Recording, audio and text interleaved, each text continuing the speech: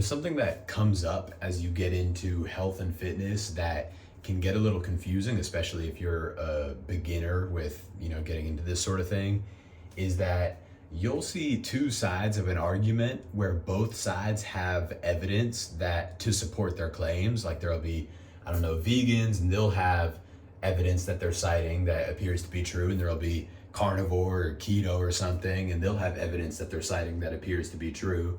And it can get confusing, especially when it's something like what I just said, where it's basically opposite. Like how's that even possible?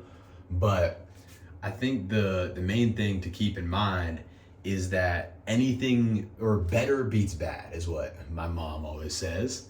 So this basically means that if you're just eating pizza and cookies, then you can kind of just throw stuff at the wall and anything's gonna stick. Anything's better than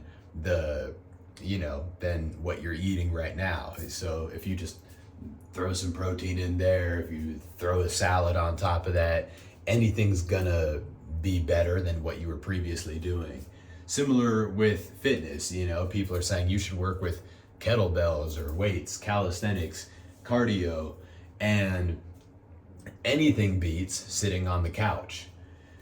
And on top of that, what else I could say is that you probably, at first at least, the most important thing is just doing whatever you're gonna be willing to do. So if you hate running but you love swimming, then at least for now, just swim, or if you you really don't like weights but you like cardio, just do cardio for now.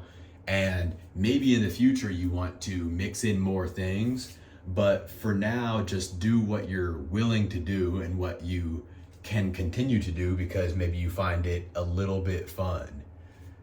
So I think sort of like the basic tenets are that there are certain things that all parties agree on that have done any research.